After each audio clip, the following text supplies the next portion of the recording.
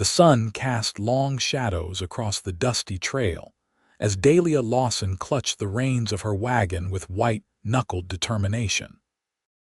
3 days of hard travel from Phoenix had left her exhausted, but Camp Verde was still a day's ride away, and the Arizona Territory of 1885 offered no mercy to those who showed weakness, especially not to a woman traveling alone. Dahlia had just crested a small rise when she spotted them 5 riders emerging from a copse of juniper trees, their horses kicking up clouds of red dust as they approached her wagon at an alarming speed. Her heart hammered against her ribs as she recognized the telltale signs of trouble. Bandanas pulled up over faces, rifles glinting in the late afternoon sun, and the purposeful way they fanned out to block her path. "Whoa there, miss," called the largest of the men, his voice carrying across the distance between them. "Seems like you've wandered into our territory. There's a toll for passing through these parts." Dahlia pulled her team to a halt, her mind racing. The strong box beneath her seat contained everything she had the proceeds from selling her father's store in Phoenix after his passing, and her only hope for starting a new life. "I have no money to spare," she said, striving to keep her voice steady. "Please let me pass." "I'm expected in Camp Verde by tomorrow." The leader laughed, a harsh sound that sent chills down her spine.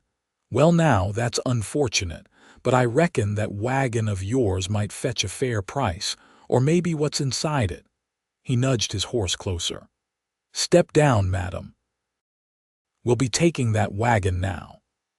Dahlia reached for the small derringer hidden in the folds of her skirt. It held only 2 shots, not nearly enough for 5 outlaws, but perhaps enough to create a diversion for escape. Before she could make her move, a deep voice cut through the tension like a knife. "The lady isn't going anywhere with you boys." All heads turned toward the newcomer who had appeared on the ridge above them. Silhouetted against the setting sun sat a man on horseback, his wide-brimmed hat pulled low over his eyes, a Winchester rifle resting casually across his saddle. "This ain't your business, mister," the leader of the Outlaws growled. "Best ride on if you know what's good for you."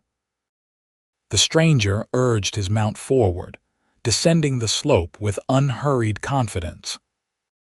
As he drew closer, Dahlia could make out his features, a strong jaw darkened with several days' worth of stubble, piercing blue eyes that missed nothing, and shoulders broad enough to suggest he was no stranger to hard work or fighting. "She's under my protection now," the man stated with quiet authority. "And I suggest you boys find somewhere else to be before I decide you're more trouble than you're worth." Something in his tone, the absolute certainty that he would back his words with action, made 2 of the outlaws exchange nervous glances. "You're outnumbered," the leader pointed out, though Dahlia noticed his hand had drifted to his pistol. "I can count," the stranger replied, the rifle in his hand suddenly pointed directly at the outlaw leader's chest. "Question is, which one of you wants to die first?" A tense silence stretched between them, broken only by the nervous shifting of horses and the distant cry of a hawk. Finally, the leader spat on the ground. "Come on, boys. This ain't worth getting shot over. There'll be easier pickings down the trail." With a final venomous glare at both Dahlia and her protector, he wheeled his horse around. The others followed suit, and within moments, they had disappeared back into the juniper trees. The stranger kept his rifle ready until the sound of hoofbeats faded completely. Only then did he approach Dahlia's wagon. "Madam," he said, touching the brim of his hat. "Kade Kincaid. Looks like you could use some company on the road to Camp Verde." Dahlia released a breath she hadn't realized she was holding. "Dahlia Lawson," she replied, her voice steadier now. "And I believe I owe you my thanks, Mr. Kincaid." His eyes crinkled slightly at the corners. "No thanks needed. Those men have been harassing travelers for weeks. The marshal in Camp Verde has a poster on them, but they're slippery as eels. He glanced at the sun, now half hidden behind the distant mountains. We should make camp soon. There's a spot with good water about a mile ahead, if you're amenable to company. Dahlia hesitated. The man had likely saved her life and possessions, but she knew nothing about him beyond his name. As if reading her thoughts, Kade added, "I understand your caution, Miss Lawson. If it helps, I can ride ahead or behind. Your choice." She studied him for a moment longer before making her decision. "Alongside will be fine, Mr. Kincaid, and yes, I would appreciate making camp near water." He nodded, a slight smile touching his lips. "Then let's get moving before we lose the light entirely."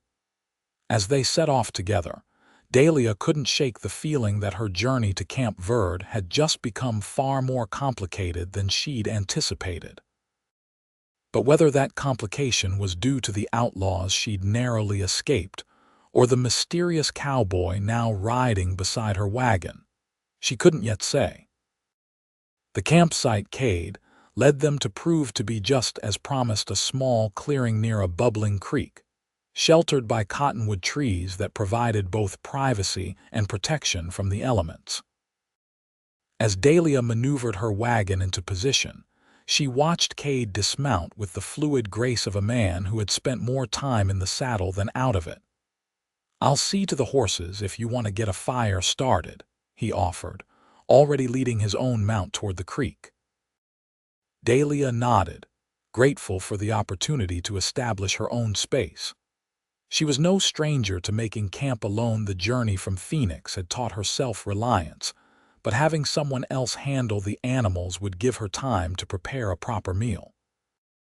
While Kade unhitched her team and led them to water alongside his own horse, Dahlia gathered kindling and larger branches, arranging them carefully in a fire pit that showed signs of previous use. By the time Kade returned, she had a small fire crackling cheerfully, casting a warm glow against the deepening twilight. "Those are fine horses you have," he commented, settling cross-legged on the opposite side of the fire. "Belgian draft crosses, if I'm not mistaken." "You have a good eye," Dahlia replied, impressed despite herself. "They were my father's, strong enough for hauling freight but gentle enough for a woman to handle. Your father was a wise man. He was."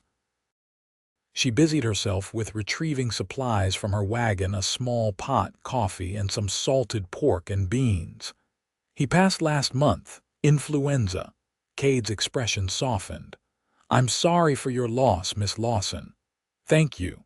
She set the pot of beans to cook, then added coffee to a smaller pot. "May I ask what business takes you to Camp Verde, Mr. Kincaid?" "Just Kade, if you don't mind." He accepted the cup of coffee she offered a few minutes later. "I've been working as a scout for the army at Fort Verde, but my time with them is done. I'm heading into town to collect my final pay and figure out what comes next." "You're not a soldier." "No, madam, just hired help. I know the territory better than most, grew up not far from here." He sipped the coffee. "This is good, thank you." They lapsed into a comfortable silence as the beans simmered.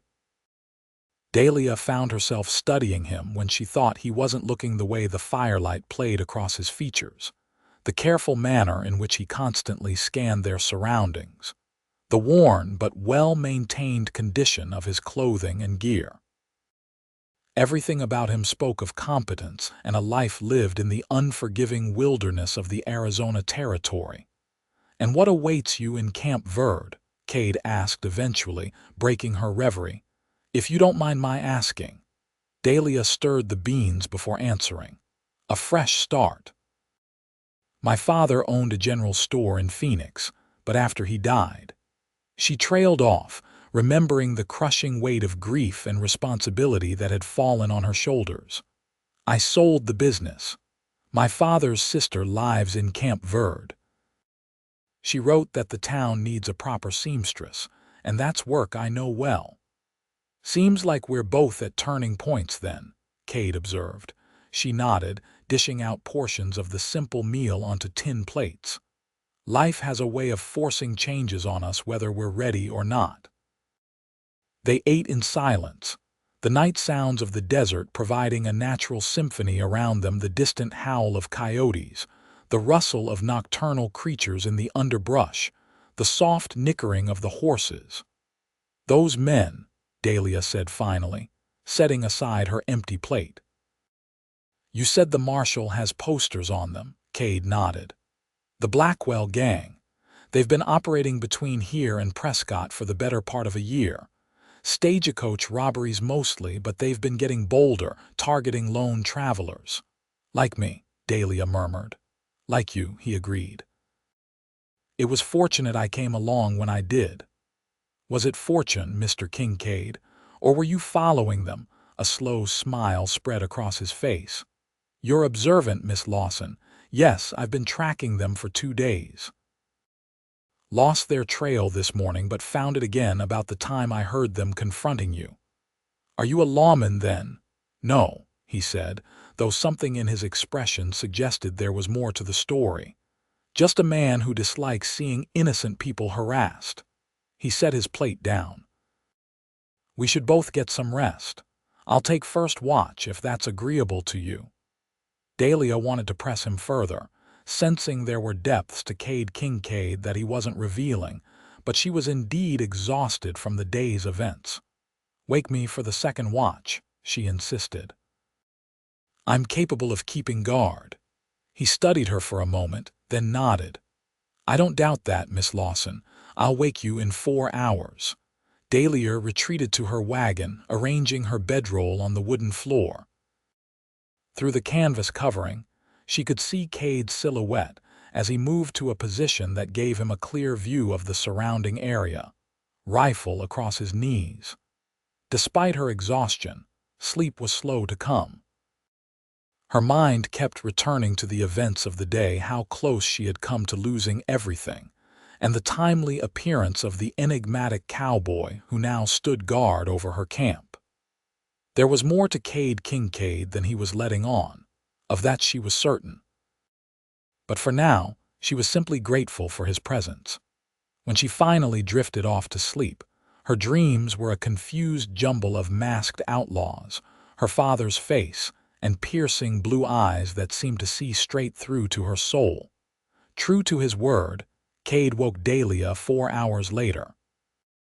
She emerged from the wagon to find him crouched by the fire, adding small branches to coax the flames back to life. "All quiet," he reported, standing as she approached. "No sign of our friends from earlier."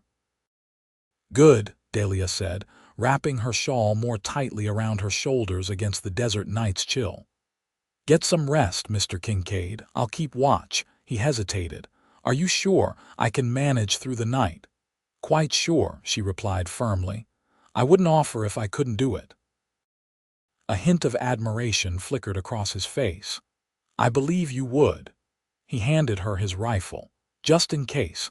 I'm a light sleeper, don't hesitate to call out if anything seems amiss." Dahlia accepted the weapon, feeling its weight and the responsibility it represented. "I won't." Kade nodded and moved toward his bedroll, which he had laid out near the fire. Within minutes, his breathing had deepened, though Dahlia noticed that even in sleep, he maintained a position that would allow him to spring to action at a moment's notice. The hours of her watch passed slowly. Dahlia kept the fire fed and moved occasionally to keep herself alert, the rifle always within reach.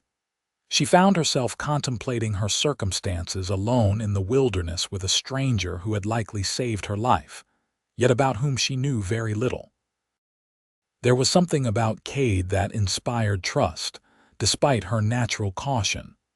Perhaps it was the straightforward way he spoke, or how he had respected her capabilities without question. Or perhaps it was something more basic, the undeniable sense of safety she felt in his presence, despite the dangers that lurked in the surrounding darkness. Dawn was just beginning to lighten the eastern sky when Kade stirred. He sat up in a single fluid motion, instantly alert. "You should have woken me sooner," he said, noting the lightening sky. Dahlia smiled. "You needed the rest, and I wasn't tired." He looked as though he might argue, then shook his head with a small smile of his own. "Stubborn," he murmured, but the word held no criticism. They broke camp efficiently, working together as if they had done so many times before. Dahlia prepared a simple breakfast while Kade saw to the horses, and soon they were back on the trail to Camp Verde. The morning passed peacefully. Kade rode alongside the wagon, sometimes ranging ahead to check the trail but never straying far from Dahlia's side. They talked intermittently about the land they were passing through, the weather, the prospects in Camp Verde. Dahlia found herself relaxing in his company, drawn to his quiet competence and the respectful way he treated her. "Tell me about your aunt," Kade said as they stopped to rest the horses at midday. "Aunt Vivian is my father's younger sister," Dahlia replied, offering him a piece of cornbread from her provisions. "She married a rancher named Thomas Edwards 20 years ago and moved to Camp Verde. They have 3 children, all grown now." "Edwards," Kade repeated thoughtfully.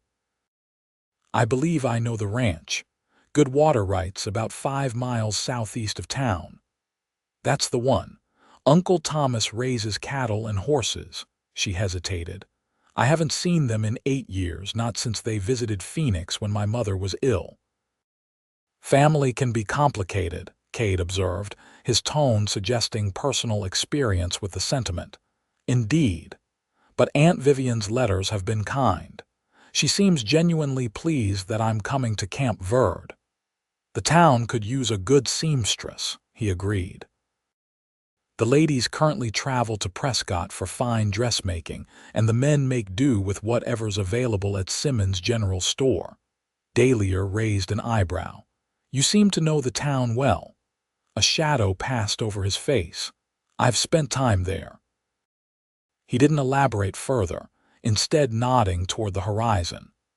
"We should reach Camp Verde by late afternoon if we keep a steady pace." They resumed their journey, but Dahlia noticed that Kade had grown more taciturn, as if the mention of the town had stirred memories he preferred not to revisit. She respected his privacy and didn't press, instead turning her attention to the changing landscape as they traveled deeper into the Verde Valley. The terrain grew more varied as they approached Camp Verde. Cottonwood trees lining the Verde River, vibrant green against the red earth, with the distant mountains providing a dramatic backdrop. Despite the beauty of the scenery, Dahlia found herself growing increasingly anxious as they drew closer to their destination. Camp Verde would be her new home, a place to rebuild her life after the loss of her father. The reality of that challenge was becoming more immediate with each passing mile. And beneath that practical concern lay another, more surprising source of disquiet: the knowledge that once they reached town, her time with Kade Kincaid would likely come to an end. The thought troubled her more than it should have after such a brief acquaintance. But there was no denying that in the span of less than a day, the enigmatic cowboy had become someone whose presence she valued. They were about 3 miles from Camp Verde when disaster struck. The front wheel of Dahlia's wagon hit a deep rut in the trail, and with a sickening crack, the wooden spokes gave way. The wagon lurched violently to one side, nearly throwing Dahlia from her seat. "Whoa!" She called to her team, pulling hard on the reins as the wagon came to a grinding halt, listing dangerously to the right. Kade was off his horse in an instant, rushing to her side. "Are you hurt?" "No, just startled." Dahlia climbed down carefully to inspect the damage. One look at the splintered wheel confirmed her fears. "It's broken beyond repair." Kade knelt to examine the wheel, his expression grave. "You're right. We'll need a wheelwright to fix this properly." He glanced at the sun's position. "There's maybe 3 hours of daylight left." Not enough time to get to town and back with help. Dahlia bit her lip, calculating her options. My belongings, I can't leave them here unprotected. No, Kade agreed, and we can't leave the horses hitched to a broken wagon overnight. He stood, brushing dust from his hands. Here's what we'll do. I'll help you make camp, then ride into town to arrange for help first thing in the morning. The Edwards Ranch is closer than town. I could go there instead if you prefer. The thought of facing her relatives for the first time in 8 years, appearing on their doorstep as a burden in need of immediate assistance, made Dahlia's stomach twist. No, she said firmly. I'd rather not arrive at my aunt's like this. Town would be better. Kade nodded, understanding in his eyes. Town it is, then. Let's get your team unhitched and make a proper camp. We're not far from the river. There's a good spot just through those trees. They worked together to unload the essentials from the wagon and set up camp near the river, where a small clearing offered both water access and shelter. By the time they had a fire going and the horses settled, the sun was beginning its descent toward the western horizon. I should head to town now, Kade said, checking his saddle. If I push hard, I can get there before dark and arrange for someone to come out at first light. Dahlia felt a flicker of apprehension at the thought of spending the night alone. Yes, that would be best. Kade must have seen something in her expression, for he hesitated. Or I could stay, go at first light myself. The offer was tempting, but Dahlia straightened her shoulders. No, you're right. The sooner help is arranged, the better. I'll leave you my rifle, he said, bringing the Winchester over to her. Just in case, though I doubt those outlaws are anywhere near here by now. She accepted the weapon with a nod of thanks. I'll be fine, Mr. Kincaid, truly. He studied her for a moment longer, then reached into his saddlebag and withdrew a small object, pressing it into her hand. Take this too. It was a deputy marshal's badge. Dahlia looked up at him in surprise. You said you weren't a lawman. I'm not, he replied, a hint of wry humor in his tone. Not officially, but Marshal Davis in Camp Verde sometimes deputizes me when he needs extra help, like tracking the Blackwell gang. Understanding dawned. So that's why you were following them? Yes.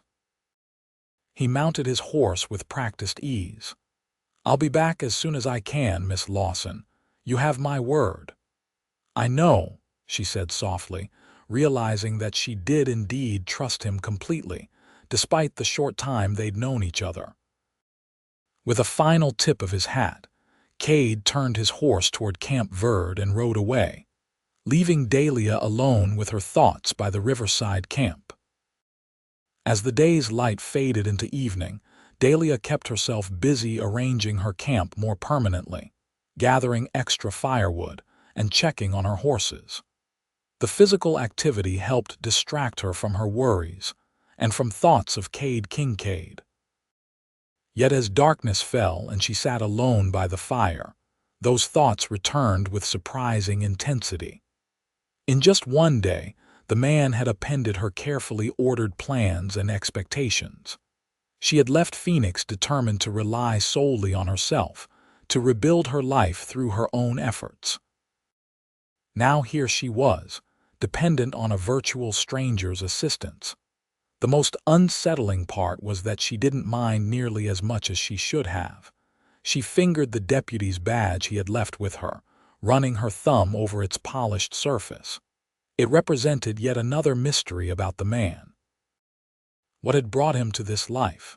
What was his connection to Camp Verde that had made him grow quiet at its mention? The sound of approaching hoofbeats jerked her from her reverie. Dahlia grabbed the rifle, heart pounding as she moved to the edge of the firelight. Relief washed over her as she recognized Kade's silhouette. "You're back sooner than expected," she called as he dismounted. "Change of plans," he replied, leading his horse into camp. "I ran into a patrol from Fort Verde about a mile from here, Lieutenant Wilson and 4 of his men." "Military patrol?" "Yes. They're tracking the same gang we encountered yesterday." He unsaddled his horse. I gave them the location where we last saw the Blackwells. But more importantly, Wilson is sending 2 of his men back to Camp Verde tonight. They'll deliver a message to the livery stable to send help at first light. That's fortunate, Dahlia said, relief evident in her voice. Indeed. Kade moved to the fire, stretching his hands toward the warmth. They also had news from town. Seems the Blackwell gang robbed the Wells Fargo office in Prescott 3 days ago, shot the agent. He lived long enough to give a description. So they're wanted for murder now, not just robbery. Yes.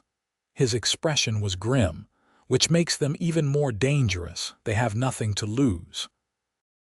The implications of this settled over Dahlia like a cold shadow. Had those men confronted her just a day after committing murder? The thought was chilling.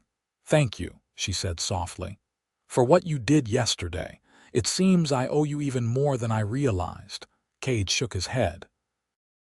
"You don't owe me anything, Miss Lawson." "Dahlia," she corrected him. "I think we're well past formalities, don't you?" A smile touched his lips. "Dahlia, then." She returned to her place by the fire, and he settled across from her. The night was peaceful around them, the gentle sound of the river providing a soothing backdrop. "May I ask you something?" Dahlia ventured after a companionable silence. "You may ask. I might not answer." There was no hostility in his tone, only honesty. "Fair enough." She met his gaze across the fire. "What is your history with Camp Verde? When I mentioned it earlier, something changed in your manner." Kade was quiet for so long that Dahlia thought he had decided not to answer. When he finally spoke, his voice was low, contemplative. "I grew up near Camp Verde. My father had a small ranch about 15 miles north of town." He paused. "He was killed when I was 19, shot by a man named James Buchanan in a dispute over water rights." "I'm sorry," Dahlia said, understanding all too well the pain of losing a parent. "Buchanan claimed self-defense." "No witnesses except his own ranch hands who backed his story." Kade's jaw tightened. "The local law chose to believe him. I did not." "What happened?" I confronted Buchanan. "Things escalated. I was young, angry, armed." He looked down at his hands. "I didn't kill him, but I came close. Close enough that Marshal Davis, this was his predecessor, gave me a choice. Leave the territory or go to prison. So you left." "I left. Joined the army as a scout, served in the Dakota Territory for 5 years. His gaze returned to the fire. "When I came back, things had changed. Buchanan had died natural causes, and there was a new marshal in Camp Verde. Davis. He's a good man. Gave me a chance to prove myself. And that's why he deputizes you sometimes." Kade nodded. "I've been back for 3 years now. Split my time between scouting for the fort and occasional work for the marshal. It suits me." "And the people of Camp Verde, how do they feel about your return?" "Some remember. Some don't." He shrugged. "Most are too busy with their own concerns to worry about ancient history." Dahlia considered this. "Is that how you see it, ancient history?" "Most days." He met her eyes again. "But returning to Camp Verde always stirs memories, good and bad." She understood then why he had been reluctant to speak of it. The town represented both home and painful history for him, a complex relationship, not unlike her own with Phoenix, where every street corner held memories of her parents. "Thank you for telling me," she said simply. He acknowledged this with a slight inclination of his head. "And now I have a question for you, if I may." "Of course." "Why seamstress?" he asked. "You seem capable of much more." The question surprised her. "What makes you say that, the way you handle yourself? Your wagon, your horses, the manner in which you faced down those outlaws before I arrived." He smiled slightly. "Most women I know would have been in hysterics after such an encounter, yet you calmly made camp and cooked dinner." Dahlia laughed softly. "Hysterics wouldn't have helped the situation, and as for being a seamstress, it's a practical choice." It's work I know well, having made clothes for my father's store. It requires little capital to start, and it's a needed service in growing communities." "All true," Kade acknowledged, "but not the whole truth, I think." She regarded him thoughtfully. He was perceptive, this cowboy turned deputy. "You're right," she admitted finally. "There's comfort in it, too. My mother taught me to sew when I was very young. Some of my happiest memories are of sitting beside her, learning stitches and patterns." She looked down at her hands, calloused from both needlework and the practical demands of frontier life. "When I sew, I feel connected to her still." "I understand," he said softly, and something in his voice told Dahlia that he truly did. They talked long into the night, sharing stories of their pasts and their hopes for the future. Dahlia found herself speaking more openly than she had with anyone since her father's death about her fears of starting over in a new town, her determination to build a life of her own making, even her occasional loneliness in the wake of losing both parents. Kade listened attentively, offering his own experiences and perspectives without judgment. As the fire burned down to embers and the stars wheeled overhead, Dahlia realized that she had found something unexpected on this journey, not just a protector, but a friend who seemed to understand her in ways few others had. When they finally settled down to sleep on opposite sides of the fire, Dahlia found herself wondering if perhaps Camp Verde might offer more than just a fresh start for her business. Perhaps it might also offer a chance for something she had not allowed herself to consider before, a connection with someone who saw her strengths rather than her vulnerabilities. With that comforting thought, she drifted off to sleep, the sound of the river and Kade's steady breathing creating a lullaby that kept nightmares at bay.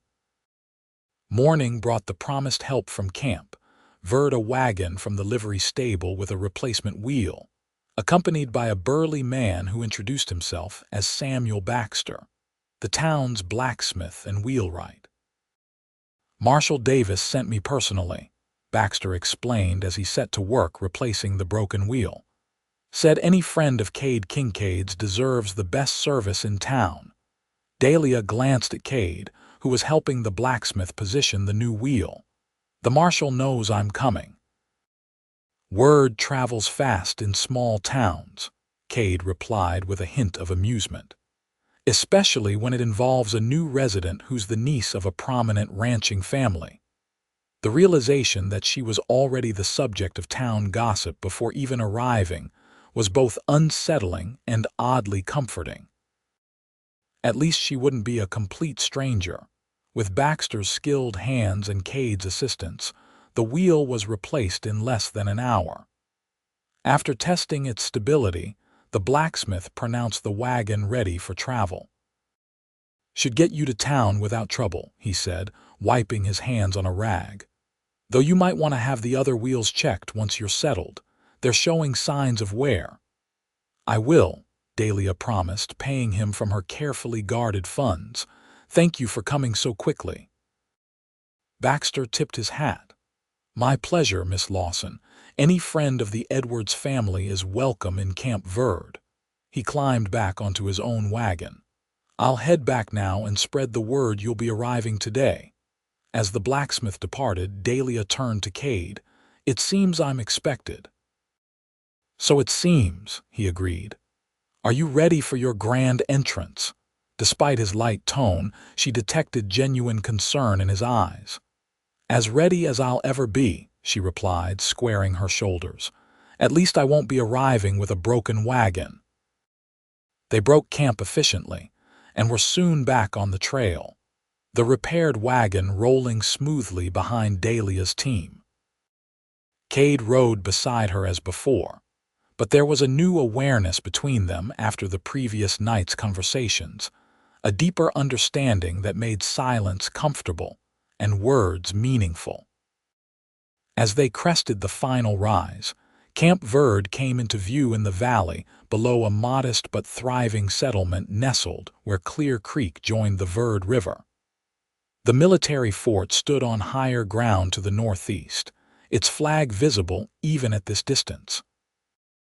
Closer in, Dahlia could make out the clustered buildings of the town proper, a church steeple, several substantial structures along what appeared to be the main street, and scattered houses and businesses extending outward. "It's larger than I expected," she commented. "It's grown considerably in the last few years," Kade replied. "The army presence helps, and the mining operations in the surrounding hills. There's talk of the railroad coming through eventually, though I'll believe that when I see it." They descended into the valley, and soon they were approaching the outskirts of town. Dahlia felt a flutter of nerves as they passed the first scattered houses. This would be her home now, these streets, these buildings, these people she had yet to meet. "Your aunt's house is on the east side of town," Kade said, gesturing ahead. "But we should stop at the marshal's office first. I need to report about the Blackwell gang, and Davis will want to meet you." Dahlia nodded her agreement, too overwhelmed by the sights and sounds of the town to argue. People glanced their way as they traveled down the main street, curious looks that lingered on Dahlia, before sliding to Kade with varying degrees of recognition, respect, and in a few cases, wariness. The marshal's office was a solid adobe building near the center of town, distinguished by the territorial flag flying alongside the stars and stripes. Kade dismounted and secured his horse to the hitching post, then came around to help Dahlia down from the wagon. "Marshal Davis is a good man," he said quietly as he offered his hand. "Direct, sometimes gruff, but fair." "I'll keep that in mind," she replied, accepting his assistance and stepping down to the dusty street. Inside, the office was neat and functional: a desk, several chairs, a gun rack, and a row of 3 cells at the back, all currently empty. A silver-haired man with a weathered face looked up from his paperwork as they entered. "Kincaid," he greeted, rising from his chair. "Didn't expect to see you back so soon." His sharp eyes moved to Dahlia. "And this must be Miss Lawson. Lieutenant Wilson's men delivered your message last night." "Marshal Davis," Kade acknowledged. "Yes, this is Miss Dahlia Lawson, newly arrived from Phoenix. Dahlia, Marshal Emmett Davis." "A pleasure, Miss Lawson," the marshal said, extending his hand. "Your aunt has been telling everyone who'll listen that her niece is coming to town. She'll be relieved to know you've arrived safely." "Thank you, Marshal," Dahlia replied, shaking his hand. "I appreciate the welcome." Davis nodded, then turned his attention back to Kade. "Now, what's this about the Blackwell gang?" For the next quarter hour, Kade provided a detailed account of their encounter with the Outlaws, while Dahlia added her observations when asked. The marshal listened attentively, occasionally making notes on a pad of paper. "So they're headed south, most likely," he concluded when Kade finished. "I'll send word to the sheriffs in Phoenix and Tucson to be on alert." He fixed Kade with a penetrating look. "You planning to continue tracking them?" "Not at present," Kade replied. "My contract with the fort is concluded, and I've seen Miss Lawson safely to town. I thought I might stay local for a while." Something passed between the two men, an unspoken communication that Dahlia couldn't decipher. "Glad to hear it," Davis said finally. "Town could use your eyes and ears, especially with these Blackwell boys getting more ambitious." He turned to Dahlia. "Miss Lawson, welcome to Camp Verde. If you need anything while you're getting settled, don't hesitate to ask." "That's very kind, Marshal." "Thank you." Outside once more, Dahlia took a deep breath of the warm afternoon air. "He seems formidable," Kade chuckled. "That he is. But you won his respect with your clear reporting. Davis values people who can observe details and recall them accurately." "High praise indeed," she replied with a small smile. "Now I suppose I should face my relatives." "Would you like me to accompany you?" Kade offered, his expression neutral. The offer was tempting. Having Kade beside her would make the initial awkwardness of reunion easier to bear. But Dahlia knew she needed to stand on her own 2 feet in this new town. "Thank you, but no," she said. "This is something I should do alone. Family matters," he nodded, understanding in his eyes. "Of course. But if you need anything, I know where to find you," she finished for him, surprised by the pang of regret she felt at their impending parting. "Thank you, Kade, for everything." "It was my honor, Dahlia." He hesitated, then added, "Perhaps I could call on you in a few days, once you're settled." Her heart lightened at the suggestion. "I would like that very much." With directions to her aunt's house memorized and a final farewell to Kade, Dahlia drove her wagon through the streets of Camp Verde. She felt his eyes on her back long after she turned the corner, a comforting presence even in absence.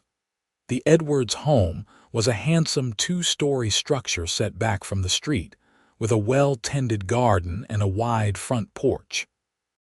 As Dahlia pulled up to the gate, the front door opened, and a woman hurried out, tall and slender with graying auburn hair, features so like Dahlia's father that it brought an immediate lump to her throat. "Dahlia," Aunt Vivian called, rushing down the path. "Oh, my dear girl, you're finally here."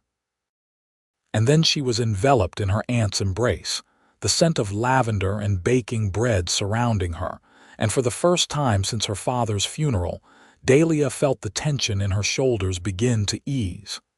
She was not alone. She had family here. "Aunt Vivian," she managed, returning the hug. "It's so good to see you." "Let me look at you," her aunt said, stepping back with hands still on Dahlia's shoulders. "My goodness, you're the image of your mother, so beautiful." Her eyes grew misty. "I'm so sorry about your father, my dear. He was the best of men." "Thank you," Dahlia said softly.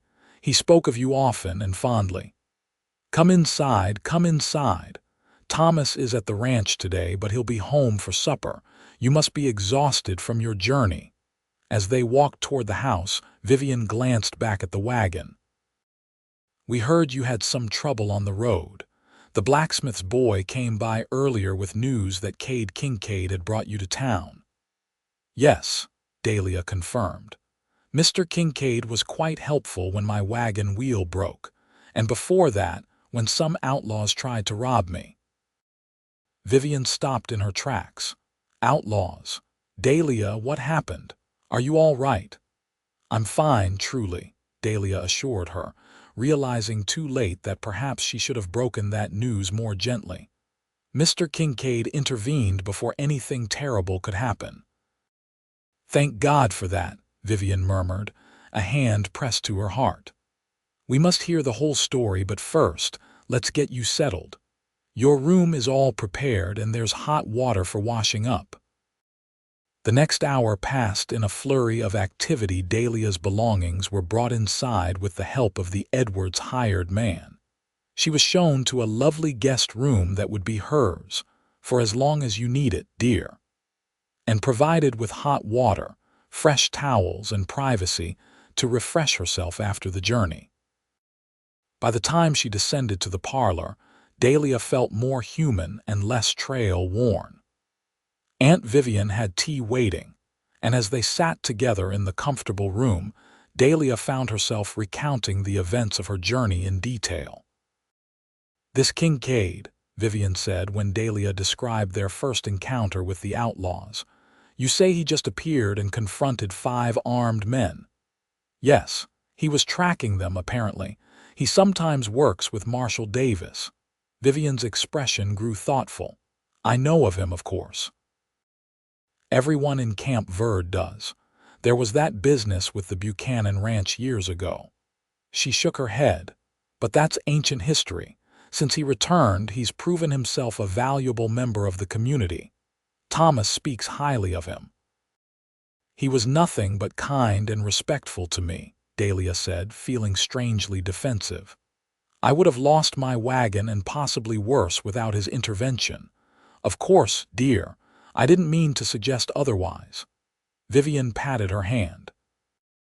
Now, tell me about your plans for setting up your dressmaking business. I've already mentioned your skills to several ladies in town, and they're quite eager to meet you. The conversation shifted to more practical matters, potential locations for a shop, the types of materials available locally versus what would need to be ordered from Phoenix or further afield, and the styles currently favored by Camp Verde's female population. By the time Thomas Edwards returned home in the early evening, Dahlia was feeling more optimistic about her prospects in Camp Verde. Her uncle, a tall, robust man with a sun-weathered face and kind eyes, greeted her with genuine warmth and insisted on hearing her journey story all over again. "Kincaid did right by you," he declared when she finished. "Not that I'd expect anything less. He's a man of his word." "You know him well?" Dahlia asked, curious about her rescuer's standing in the community. "Well enough," Thomas replied. "He helped us round up strays last spring when we were short-handed. Works like two men and doesn't complain. Had some trouble in his youth, but who hasn't?" He gave her a reassuring smile. "You were fortunate he came along when he did." "Yes," Dahlia agreed softly. "I was." That night, lying in the comfortable bed in her new room, Dahlia reflected on the rapid changes in her circumstances. In just 3 days, she had faced danger, found unexpected protection, arrived in a new town, and been welcomed by family who seemed genuinely pleased to have her. It was more than she had dared hope for when leaving Phoenix. And then, there was Kade Kincaid, the enigmatic cowboy who had entered her life so suddenly and made such an impact in so short a time. He had promised to call on her once she was settled, and Dahlia found herself looking forward to seeing him again with an eagerness that both surprised and concerned her.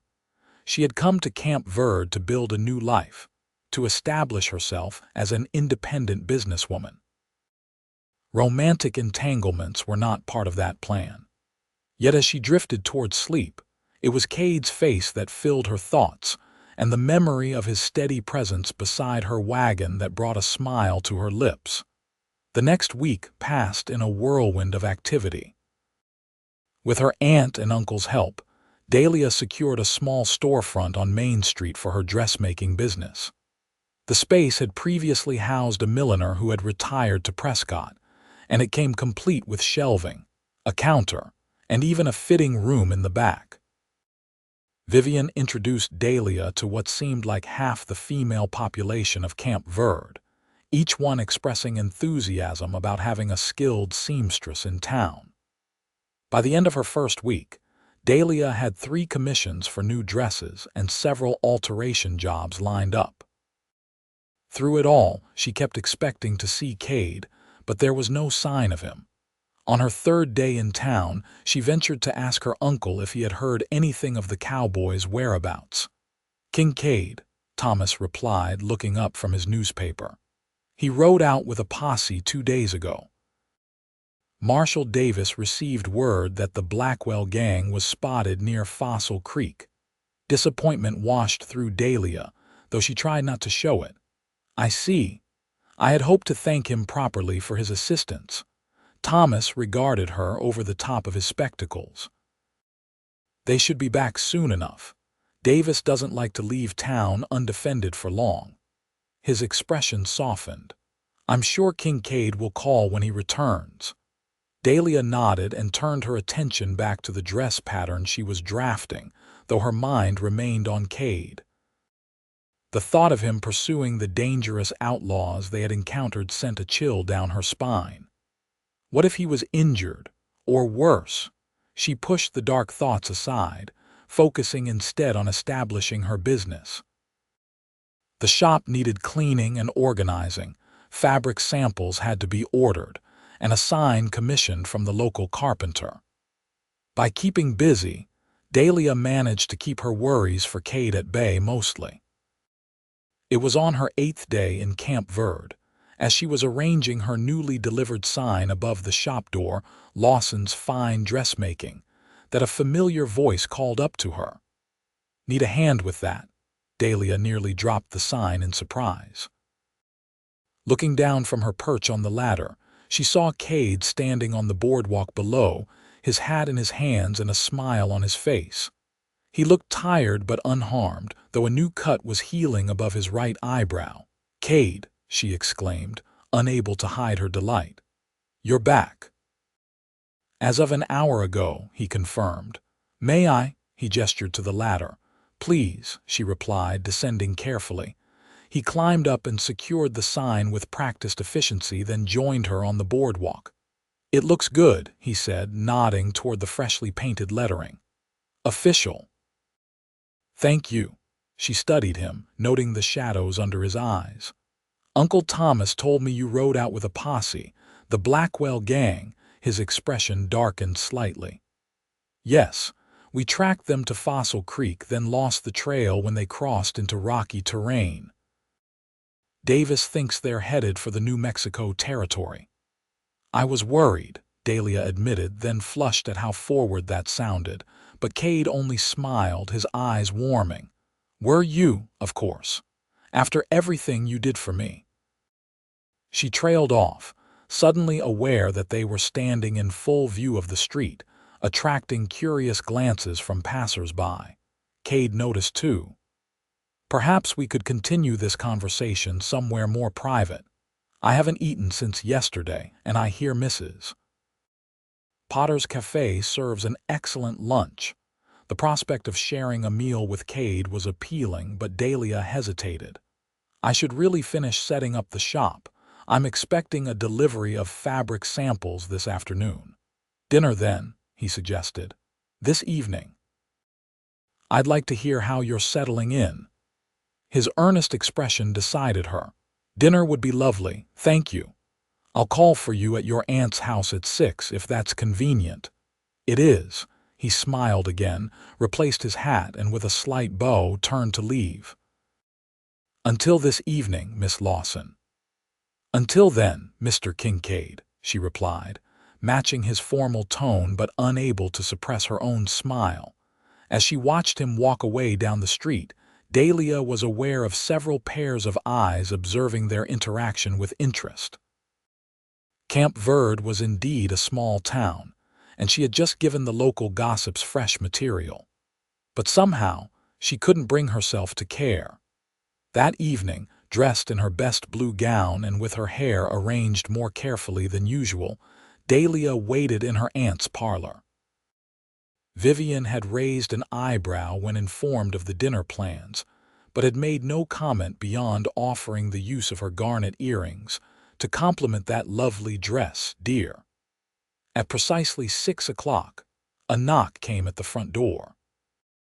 Uncle Thomas answered it, and Dahlia heard the low murmur of male voices in conversation before her uncle appeared in the parlor doorway. "Kade Kincaid to see you, Dahlia," he announced, his expression neutral but his eyes twinkling with something that might have been approval.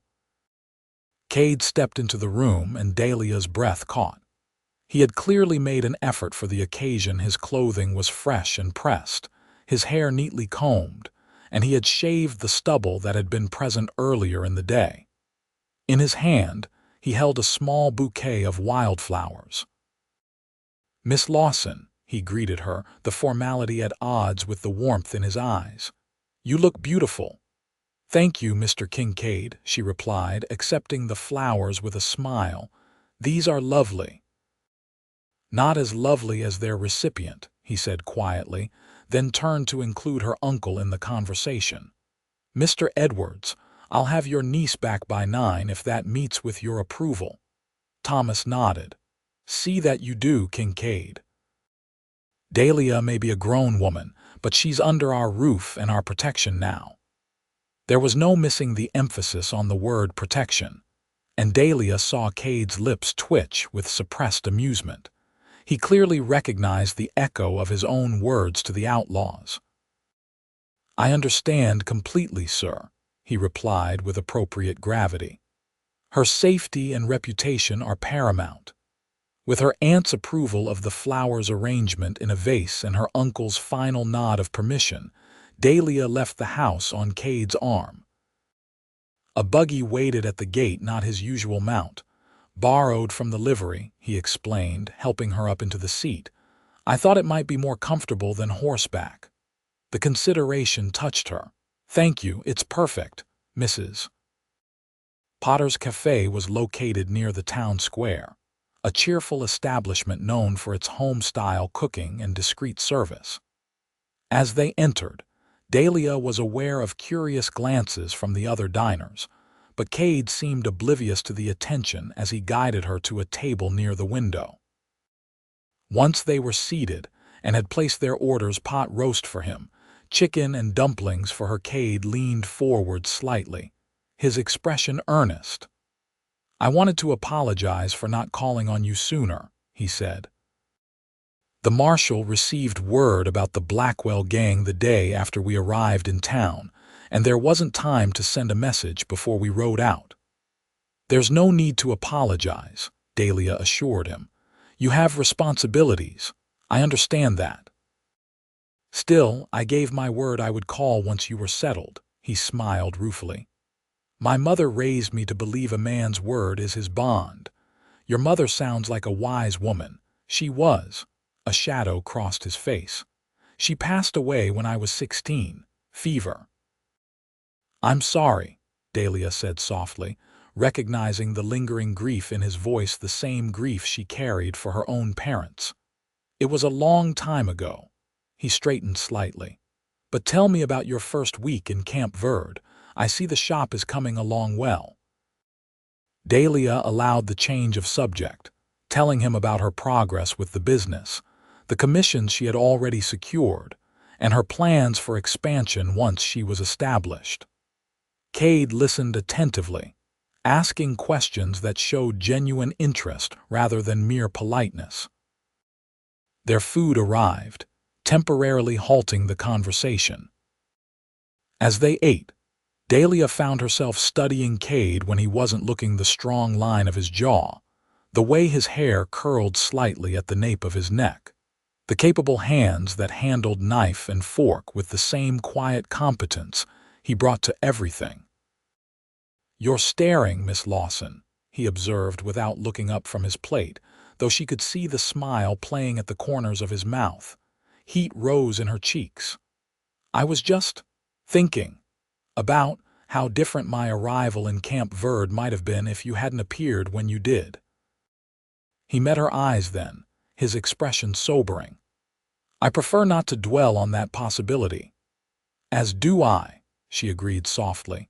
The rest of the meal passed pleasantly, their conversation ranging from Dahlia's childhood in Phoenix to Kade's years in the Dakota Territory. By the time they finished dessert apple pie that lived up to Mrs. Potter's reputation, Dahlia felt as though she had known Kade for years rather than days. Outside, the evening had cooled, and Kade draped his jacket around Dahlia's shoulders before helping her into the buggy. The simple gesture of care warmed her more than the garment itself. Rather than returning directly to the Edwards home, Kade drove along the river road, where the nearly full moon silvered the water and cast long shadows from the cottonwood trees. I hope you don't mind the detour, he said. It's a beautiful night, and we still have time before your curfew. I don't mind at all, Dahlia replied, enjoying the peaceful scene and the comfortable silence between them. They stopped at a small clearing overlooking a bend in the river. Kade secured the horse, then came around to help Dahlia down from the buggy. Together they stood at the edge of the bank, watching the moonlight dance on the rippling surface of the Verde River. I used to come here as a boy, Kade said after a while. It was my thinking spot, I suppose you'd call it. When life at home was difficult, which was often, after my mother died, I would ride here and just watch the river flow, remembering that whatever troubles I had would eventually pass downstream, just like the water. Dahlia glanced up at his profile, touched by this glimpse into his younger self. Did it help, sometimes? he admitted with a small smile. Other times I was too stubborn to let go of my anger. He turned to face her fully. I was not always the man you see before you, Dahlia. I had a temper in my youth, made poor choices. We all have pasts, she said gently. What matters is who we choose to be now today. Is that what you're doing in Camp Verde? Choosing who to be, the question was perceptive, cutting to the heart of her reasons for leaving Phoenix. Yes, she answered honestly. After losing both parents, I needed, not to forget but to find my own path. Phoenix held too many memories, too many expectations based on who I had been as Jerome Lawson's daughter. And who are you choosing to be here? Kade asked, his voice low and intimate in the moonlit darkness.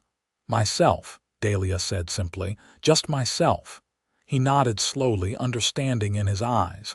That's a worthy ambition. And you, she countered. Who are you choosing to be, Kade Kincaid? A better man than I was, he replied without hesitation. Someone who protects rather than destroys. Someone who builds rather than tears down. He took a deep breath, as if considering his next words carefully. Someone worthy of the regard of a woman like you. The admission hung in the air between them, more revealing than any declaration of feelings might have been. Dahlia felt her heart quicken, aware that they stood at a threshold. I think, she said softly, that you are already that man. His eyes searched hers, looking for confirmation of her sincerity. Whatever he saw there must have reassured him, for he slowly raised a hand to her cheek, his touch gentle as a whisper. May I kiss you, Dahlia Lawson? In answer, she tilted her face up to his, closing her eyes as his lips met hers in a kiss that was both tender and reverent. His hand cupped her cheek, thumb brushing her skin with the same care one might show a precious object, while his other arm encircled her waist, drawing her closer. When they finally parted, Dahlia felt breathless, her heart racing like a startled deer.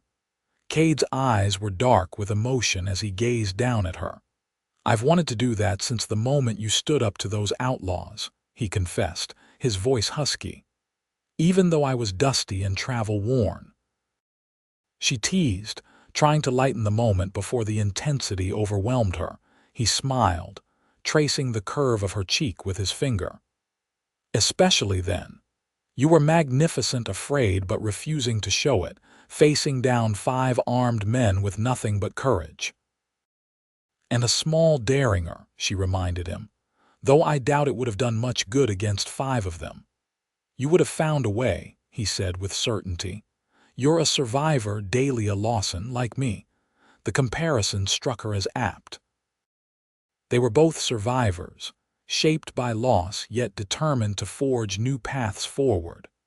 Perhaps that was part of what drew them to each other, a mutual recognition of resilience in the face of life's hardships. A distant church bell tolled the hour, reminding them of the passage of time. Kade sighed reluctantly. I should get you back before your uncle comes looking for me with his shotgun. Dahlia laughed softly. He wouldn't. He likes you. Let's not test that theory. With a final caress of her cheek, Kade stepped back and offered his arm to escort her back to the buggy. The return journey passed too quickly for Dahlia's liking. They spoke little, both processing the significance of what had transpired by the riverbank. When they reached the Edwards home, the front parlor light still glowed welcomingly through the window. Kade helped her down from the buggy, then walked her to the front door. Before she could reach for the handle, he took her hand in his. I would like to call on you again, he said, his tone making it both a statement and a question. I would like that too, Dahlia replied, squeezing his hand gently. He raised her fingers to his lips, pressing a kiss to her knuckles. Good night, Dahlia, sweet dreams. Good night, Kade.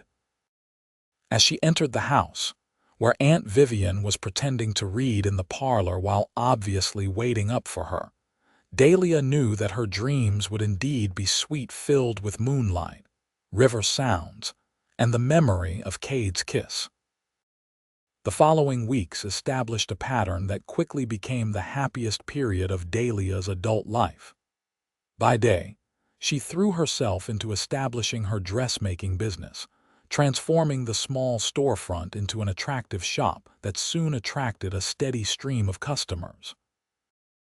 Word of her skill with a needle spread quickly through Camp Verde and beyond, bringing clientele from as far as Prescott. By evening, she often found herself in Kade's company. He called regularly at the Edwards home, sometimes taking her for drives in the borrowed buggy, other times simply joining the family for supper and conversation. Uncle Thomas had indeed taken a liking to the younger man and often engaged him in discussions about ranching, local politics, and the changing nature of the territory. Aunt Vivian observed the budding courtship with a mixture of approval and concern. "He has a good heart," she told Dahlia one afternoon as they worked together in the kitchen. "Anyone can see that, but his past is past," Dahlia finished firmly. "We all have things we wish we'd done differently." "True enough," her aunt conceded. "And he's certainly proven himself since returning to Camp Verde." She gave Dahlia a searching look. "Your feelings for him are serious, aren't they?" Dahlia considered the question. In the short time she had known Kade, he had become central to her thoughts and plans. His presence brightened her days and his absence left a noticeable void. When they were together, she felt a sense of rightness, of belonging that she had not experienced since her parents were alive. "Yes," she admitted finally. "They are." Vivian nodded slowly. "Then I am happy for you, my dear. Just be careful with your heart. Life in these territories is never as settled as we might wish." The warning proved prophetic sooner than either woman could have anticipated. 3 weeks after Dahlia's arrival in Camp Verde, as she was closing her shop for the evening, Marshall Davis appeared at her door. "Miss Lawson," he greeted her, hat in hand. "Might I have a word?" "Of course, Marshall," Dahlia replied, setting aside the inventory list she had been updating. "Is something wrong?" Davis's weathered face was grave. "I've just received a telegram from the sheriff in Flagstaff. The Blackwell gang robbed a bank there yesterday. 2 people were killed." Dahlia felt a chill of foreboding. "I'm sorry to hear that, Marshall, but I'm not sure why you're telling me specifically." "Because they were spotted heading this way," Davis said bluntly. "And because one of the witnesses heard them discussing unfinished business in Camp Verde before they rode out." Understanding dawned. "They're coming here because of what happened with me and Kade." "That would be my assessment, yes." The marshal's expression was grim. "These men don't take kindly to being thwarted, and Kincaid did more than thwart them, he humiliated them." Fear twisted in Dahlia's stomach, not for herself but for Kade. "Does he know?" "I'm heading to find him now. He's out at the Edwards Ranch today, helping your uncle with some fence work." Davis replaced his hat. "I'll have deputies patrolling the town, Miss Lawson, but I suggest you exercise extra caution until these men are caught." "I will," she promised. "Thank you for the warning." After the marshal left, Dahlia closed and locked the shop with trembling hands. The Blackwell gang was coming to Camp Verde because of her, because Kade had protected her. The thought of those violent men seeking revenge made her blood run cold. She walked quickly to her aunt's house, constantly scanning her surroundings as Marshall Davis's warning echoed in her mind. Inside, she found Aunt Vivian in the kitchen preparing supper. "Dahlia, you're early," Vivian observed, then frowned at her niece's expression. "What's happened?" Dahlia explained the marshal's visit, watching her aunt's face pale with concern. "Those awful men," Vivian murmured. "Coming here to our town." She wiped her hands on her apron. "Thomas and Kade should be back soon. The marshal will find them before they return." But the hour grew later, and neither the men nor Marshall Davis appeared. As dusk settled over Camp Verde, Dahlia's anxiety increased. She found herself unable to sit still, moving from window to window, watching the road that led from the Edwards ranch to town.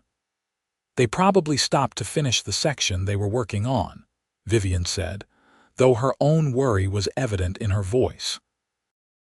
Thomas is very particular about completing what he starts. Another hour passed. Dahlia was about to suggest they send someone to check on the men when the sound of a horse galloping up the street drew her to the front window. In the fading light, she recognized Marshal Davis's bay gelding, but it was Kade who dismounted in front of the house, moving with urgent purpose up the garden path. Dahlia opened the door before he could knock. "Kade, what's happened? Where's Uncle Thomas?" "He's fine," Kade assured her quickly. "He's staying at the ranch with some of Davis's deputies. We got word that the Blackwell gang was spotted north of town." Relief at seeing him safe warred with renewed fear. "Marshal Davis told me they were coming. Because of us." "Because of me," Kade corrected grimly. "I'm the one who interfered with their plans." He took her hands in his. "Dahlia, I need you and your aunt to pack some things. You're going to stay at the fort until this is over." "The fort?" Vivian echoed, coming to stand beside Dahlia. "Is that necessary?" "Yes," Kade said firmly. "The Blackwells are dangerous, and they're getting more desperate with every robbery. I won't risk them targeting you to get to me." "But my shop," Dahlia protested. "I have orders to complete. Your safety is more important than any dress," Kade interrupted, his expression softening as he squeezed her hands. "Please, Dahlia, do this for me. Let me know you're safe so I can focus on helping Davis catch these men." There was such earnest concern in his eyes that Dahlia found she couldn't refuse him. "All right, we'll go to the fort. Thank you." He released her hands. "Pack quickly. I'll harness the buggy." As Dahlia and Vivian hurried to gather essential items, Dahlia's mind raced with worry. Not for herself. She had faced the Blackwell gang once before and survived, but for Kade, who would be putting himself directly in harm's way to protect the town, and, by extension, her. When they descended with their hastily packed bags, they found Kade waiting with the buggy, Davis's horse tethered behind it. The marshal himself emerged from the shadows of the garden. "Ladies," he greeted them. "Sorry for the disruption to your evening, but it's for the best. Lieutenant Wilson is expecting you at the fort. Will you come with us?" Dahlia asked Kade as he helped them into the buggy. He shook his head. "I need to stay in town. The Blackwells know me and they know my horse. Davis and I think I might be able to draw them out." Fear clutched at Dahlia's heart. "You're using yourself as bait. Kade, that's too dangerous." "It's the fastest way to end this," he replied, his expression resolute. 5 men have already died at their hands, Dahlia. They need to be stopped before anyone else gets hurt." She knew he was right, but that didn't ease her terror at the thought of him facing the brutal outlaws alone. On impulse, she leaned down from the buggy and kissed him, not caring that Marshal Davis and her aunt were watching. "Be careful," she whispered against his lips. "Come back to me." His eyes, when she pulled away, were filled with an emotion that made her breath catch. "I will," he promised. "Now go quickly." Marshal Davis took the reins, and as the buggy pulled away from the Edwards home, Dahlia looked back to see Kade standing in the road, watching them depart. The image of him solitary, determined, and so very vulnerable despite his strength burned itself into her memory. Fort Verde proved to be a hive of activity when they arrived. Lieutenant Wilson, a brisk young officer with a no-nonsense manner, personally escorted Dahlia and Vivian to quarters normally reserved for visiting officials. "Marshal Davis sent word about your situation," he explained as he showed them the modest but comfortable rooms. "You'll be safe here. The fort is well defended, and I've doubled the guard rotations." "Thank you, Lieutenant," Vivian said. "We appreciate the accommodation on such short notice." "Not at all, madam. Any family of Thomas Edwards is welcome here." He tipped his hat to them. "If you need anything, just ask any of the soldiers. The mess hall serves breakfast at 6, but I can arrange to have something sent over if you prefer." Left alone with her aunt, Dahlia moved to the window that overlooked the parade ground and beyond it, the lights of Camp Verde in the distance. "He'll be all right," Vivian said softly, coming to stand beside her. "Kade knows what he's doing and Marshal Davis is no fool." "I know," Dahlia replied, though the knot of fear in her stomach refused to loosen.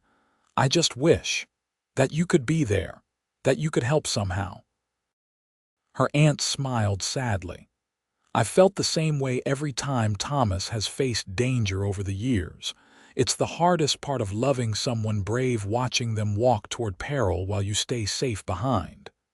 "Is that what this is?" Dahlia asked quietly. "Love?" Vivian studied her face for a moment. "Isn't it?" The simple question forced Dahlia to confront feelings she had been both nurturing and avoiding since that night by the river. Was it love that made her heart race when Kade entered a room? Was it love that had her seeking his opinion on matters both important and trivial? Was it love that now filled her with dread at the thought of harm coming to him? "Yes," she admitted, as much to herself as to her aunt. "I believe it is." Vivian squeezed her hand. "Then have faith in him and in that love. It's more powerful than you know." The night passed with agonizing slowness. Dahlia tried to sleep, but managed only fitful dozing, waking often to check the window, as if she might see some sign of what was happening in town. By dawn, she was exhausted but too anxious to remain abed. She and Vivian broke their fast with the officers in the mess hall, where conversation was polite but subdued. It was clear that everyone was aware of the threat to Camp Verde, though no one spoke of it directly in the ladies' presence. Mid-morning brought a messenger from town, a young deputy who reported that all remained quiet, with no sign yet of the Blackwell gang. "Marshal Davis said to tell you he's posted men at all the approaches to town," the deputy informed them. "And Mr. Kincaid is helping coordinate the watch from the marshal's office." The news that Kade was safe, at least for now, eased some of Dahlia's worry. But as the day wore on with no further updates, her anxiety began to build again. By late afternoon, she was unable to remain idle any longer. "I need to do something," she told her aunt. "Anything, rather than just sit here waiting." Vivian, who had been calmly mending one of Thomas's shirts, looked up with understanding. "Perhaps Lieutenant Wilson could use assistance in the infirmary. I noticed several wounded soldiers when we arrived." The suggestion was inspired. Dahlia had helped care for her mother during her final illness and had a steady hand with bandages and medicines.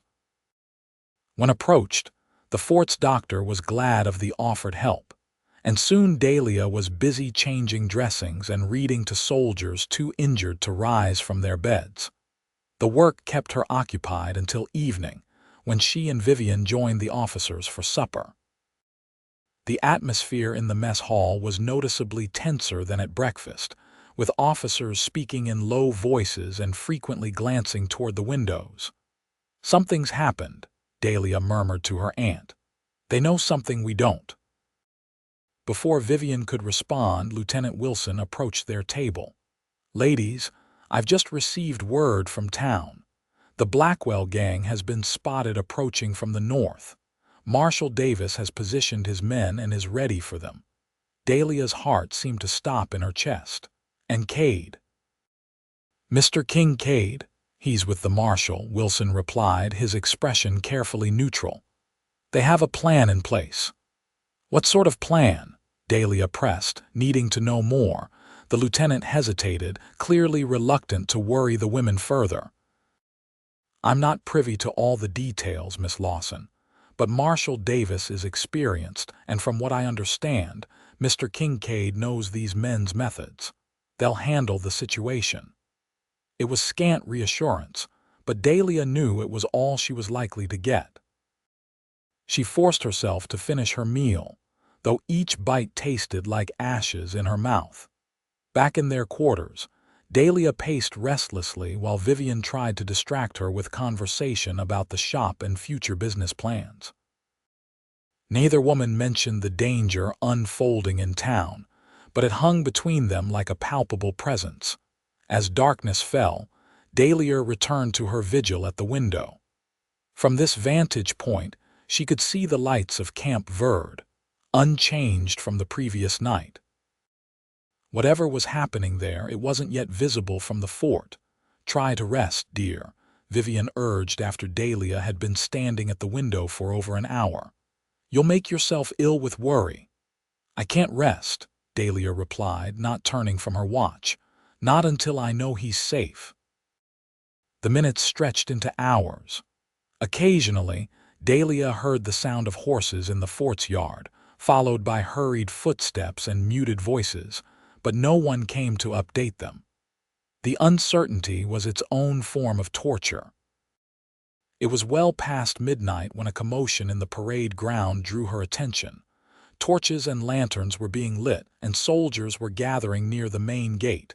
Something was happening. "Aunt Vivian," Dahlia called, her voice tight with anxiety.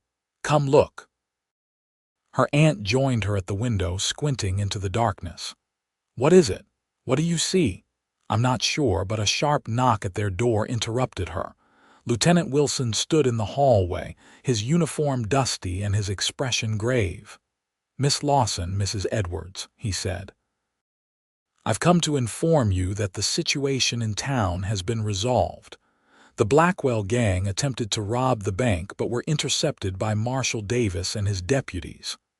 "And?" Dahlia prompted when he paused, her heart in her throat. "What happened?" "3 of the gang were killed in the ensuing gunfight. 1 was captured. The 5th escaped but is believed to be wounded."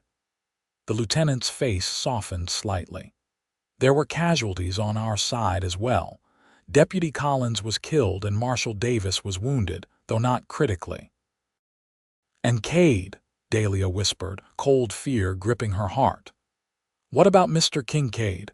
Wilson hesitated, and in that moment of silence, Dahlia felt the world tilt beneath her feet.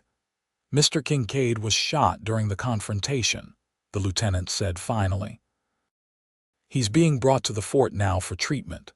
Our surgeon has more experience with gunshot wounds than the town doctor." "How bad is it?" Vivian asked, placing a steadying arm around Dahlia's shoulders. "I don't have that information, madam. But he was conscious when they left town, which is a good sign." Dahlia straightened, forcing down her fear. "I want to see him, as soon as he arrives." "Miss Lawson, I'm not sure I've been assisting your surgeon all day," she interrupted. "I can help with Mr. Kincaid's care." "And I will see him, Lieutenant, either with your permission or without it." Something in her tone, the absolute determination beneath the polite words, seemed to convince Wilson of the futility of arguing. "Very well," he conceded. "They should be arriving within the hour. I'll send someone to escort you to the infirmary when they do." The promised hour felt like an eternity. Dahlia changed from her dinner dress into a simpler gown more suitable for sickroom duties, while Vivian prepared hot water and tore clean sheets into bandage strips. When the summons finally came, Dahlia was ready. A young corporal led her across the parade ground to the fort's infirmary, a long, low building set apart from the main structures.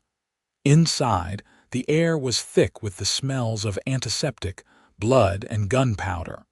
The fort surgeon, Dr. Harrison, looked up from washing his hands as Dahlia entered. "Miss Lawson, Lieutenant Wilson mentioned you might come. Your assistance earlier today was most valuable." "How is he?" Dahlia asked, her eyes scanning the room until they found Kade on a cot in the corner. "Fortunate," the doctor replied, drying his hands. The bullet passed through his shoulder without hitting bone or major vessels. He's lost blood, and there's risk of infection as always, but with proper care, he should recover fully. Relief made Dahlia's knees weak for a moment. May I see him? Of course. He's been asking for you, though I've given him morphine for the pain, so he may not be entirely coherent. Dahlia crossed to Kade's cot, her heart clenching at the sight of him. His face was pale beneath his tan, his shirt cut away to reveal bandages covering his left shoulder and chest. But his eyes were open, tracking her movement as she approached. "Dahlia," he murmured, his voice rough but clear. "You're safe." "I'm safe," she confirmed, sitting carefully on the edge of the cot and taking his uninjured hand in hers. "And you're going to be fine." A ghost of his usual smile touched his lips. "Doctor gave me the same prognosis, said I was lucky." "You were," she agreed, fighting to keep her voice steady. "When Lieutenant Wilson told me you'd been shot, I thought—" She couldn't finish the sentence. Kade squeezed her hand weakly. "Takes more than a Blackwell bullet to keep me from my promises." His eyes, though clouded with pain and medication, held hers intently. "I told you I'd come back to you." Tears that Dahlia had been holding at bay since learning of his injury finally spilled over. "Yes, you did. And I intend to hold you to that promise for a very long time, Kade Kincaid." He raised their joined hands to his lips, pressing a kiss to her fingers. "Nothing would make me happier, Doctor." Harrison approached, a sympathetic but firm expression on his face. "Miss Lawson, Mr. Kincaid needs rest now. You can return in the morning." Dahlia nodded, reluctantly releasing Kade's hand. "I'll be back at first light," she promised. "Try to sleep." "Stay," Kade murmured, his eyelids already growing heavy from the morphine and exhaustion. "Please." She looked questioningly at the doctor, who sighed but nodded. "You can sit with him if you're quiet. There's a chair by the wall." Grateful, Dahlia retrieved the chair and positioned it beside Kade's cot. As she settled in for her vigil, she saw that he had already drifted into sleep, his breathing deep, and even despite his injury. Looking at his face, relaxed now in slumber, Dahlia felt a profound sense of certainty settle over her. This man, this brave, honorable, complicated man, had become essential to her happiness in a way she had never anticipated when she set out from Phoenix just weeks ago. Whatever the future held, she knew one thing beyond doubt. Her heart had found its home in Kade Kincaid, and she would not easily let him go. Kade's recovery progressed steadily over the following days. After the initial danger of infection passed, he was moved from the fort's infirmary to the Edwards home, where Dahlia and Vivian could care for him more comfortably. Uncle Thomas, who had returned from the ranch after the danger passed, provided a ground floor room that spared Kade the necessity of climbing stairs with his injured shoulder. The arrangement also allowed Dahlia to divide her time between nursing her patient and tending to her shop, which had reopened once Marshal Davis declared Camp Verde safe again. The confrontation with the Blackwell gang had become the talk of the territory.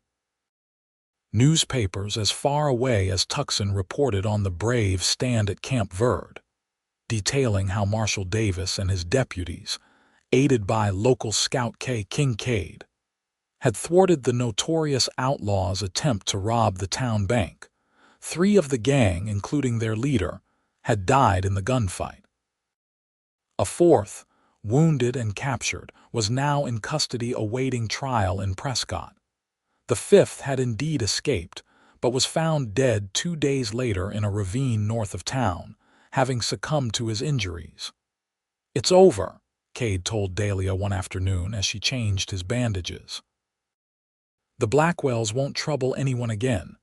"At a high cost," she replied, thinking of Deputy Collins and his grieving widow. "Too high." "Yes," Kade agreed soberly, "but it could have been worse, much worse." The thought of how much worse of Kade among the dead, rather than merely wounded, still had the power to chill Dahlia's blood. She had come so close to losing him before they had truly begun.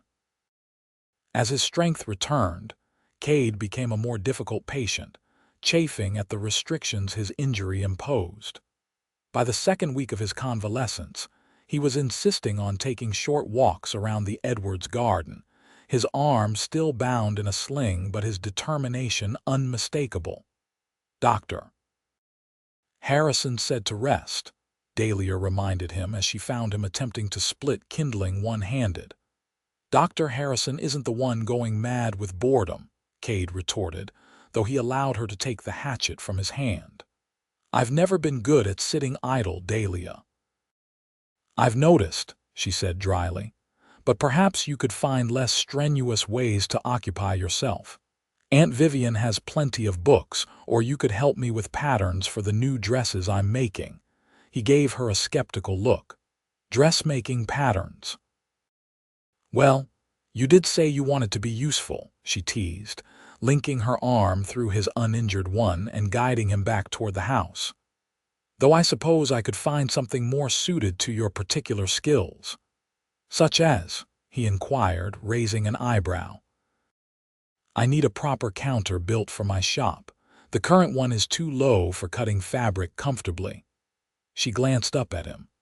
"I thought perhaps when you're fully recovered you might consider the commission. I've seen the carpentry work you did for Marshall Davis's office. You have a talent for it." Kade looked pleased at the suggestion. "I'd be happy to build whatever you need for your shop, though I warn you I'll charge a high price." "Oh," Dahlia played along. "And what would that be, sir?" He stopped walking, turning to face her fully. His expression was suddenly serious, the playfulness of a moment before replaced by something deeper, more intense. "Dinner," he said. "With me, at my home." The invitation surprised her.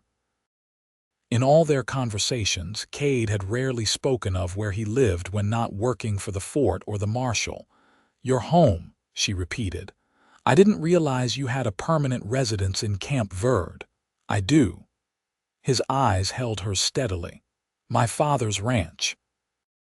I've been rebuilding it, bit by bit, over the past 3 years." Understanding dawned. The ranch where he had grown up, where his father had been killed, the place that held such painful memories for him. That he wanted to bring her there spoke volumes about his feelings and intentions. "I would be honored," Dahlia said softly. Relief and pleasure warmed his eyes. "When Dr. Harrison clears me to ride, then. It's about 8 miles north of town." The promised dinner came to pass 3 weeks later when Dr. Harrison finally declared Kade fit for light riding. On a crisp October morning, Kade arrived at the Edwards home with 2 horses his own mount and a gentle mare borrowed from the livery for Dahlia. "Are you sure you're well enough for this?" Dahlia asked as she settled into the saddle, noting how carefully Kade moved his left arm, still not fully healed. "I wouldn't risk a setback now," he assured her. "Not when I have something important to show you." The ride north from Camp Verde took them through increasingly rugged terrain, with the San Francisco peaks visible in the distance. Dahlia, who had grown up in the more developed area around Phoenix, found the wild beauty breathtaking. "It's so peaceful," she commented as they followed a trail that wound alongside a small creek. "I can see why you love it here. It gets in your blood," Kade agreed. "I tried to forget this place during my years away, but I couldn't. No matter how far I traveled, I always saw these hills when I closed my eyes at night." They rounded a bend in the trail, and suddenly a small valley opened before them. Nestled at its center, protected by surrounding hills, stood a ranch house, a simple but solid structure with a wide porch and a newly built barn nearby. Several horses grazed in a fenced pasture, and smoke curled invitingly from the chimney. "Welcome to Kincaid Ranch," Kade said. a note of pride in his voice that Dahlia had never heard before. "It's beautiful," she replied honestly. As they drew closer, she could see signs of the ongoing restoration: new lumber alongside weathered boards, fresh paint on the front door, a garden recently cleared and planted on the south side of the house. It was a place in transition, much like its owner. An older man emerged from the barn as they approached, raising a hand in greeting.